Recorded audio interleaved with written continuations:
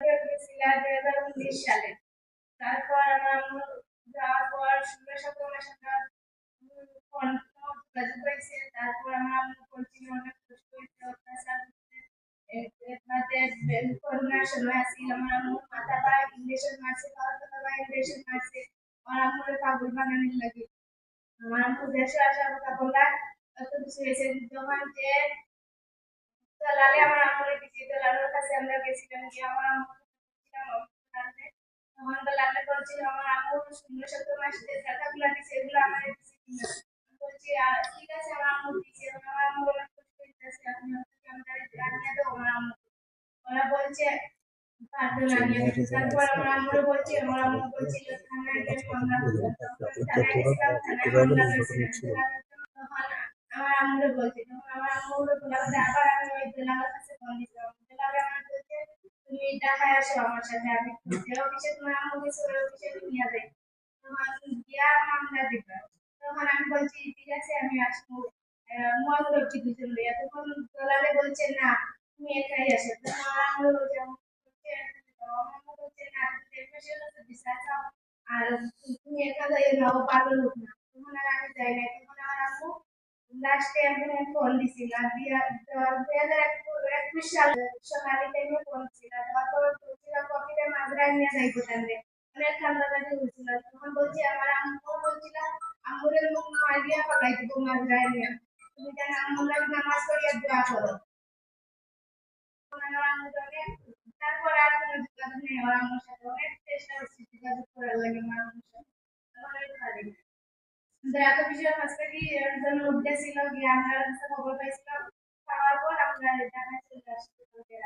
আপনাদের কোনো আমার আম্মু সৌদি আরব আমার সাথে আজকে মাদ্রাসা যাওয়ার পর আর আমার আম্মুর সাথে আমরা যোগাযোগ করতে পারি না। তখন আমরা অনেক চেষ্টা করছি যোগাযোগ করার লাগে, আমরা যোগাযোগ করতে পারি না।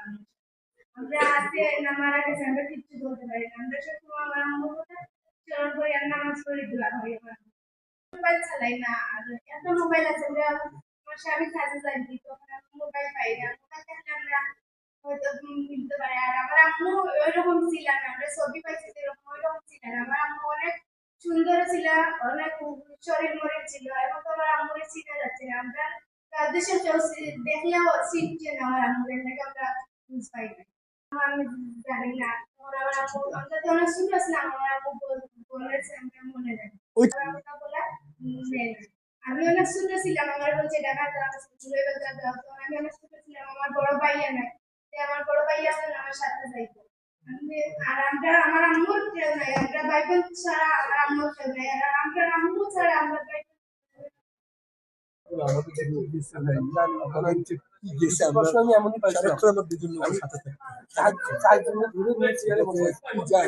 আমাদের সারাক্ষণ দুজন মানুষ 24 ঘন্টা তার পাশে থাকতে হয়।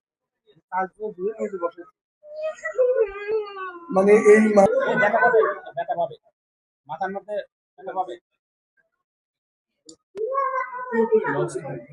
মানে আপনারা বুঝতেছেন আসলে সে পুরোপুরি মানসিক ভাবে অসুস্থ। আমাদের আসলে সার্বক্ষণিক দুজন আমাদের সাইকোলজি সারাক্ষণ তার পাশে ছিলেন। তার মেয়ে নিয়ে যাচ্ছে, আমরা হয়তো তাকে বাড়ি পর্যন্ত পৌঁছায় দিব, সেখানে আমাদের সাইকোলজিস্টরা হেল্প করবেন। কিন্তু এই যে একটা সুস্থ মানুষ গিয়ে যে মেয়েটা বলছে আমার মায়ের চেহারা দেখে তারা চিনতে পারছে না, একটা সুস্থ মানুষ দেশে গিয়ে থেকে গিয়ে এরকম মেন্টালিটি, আমি বলি আমরা আপনিও যান, ওদেরকে একটু রুমে নিয়ে যান। হ্যাঁ, তো আপনাদের কাছে আবার আমরা আসলে এই ধরনের তো মেয়ে যাবেন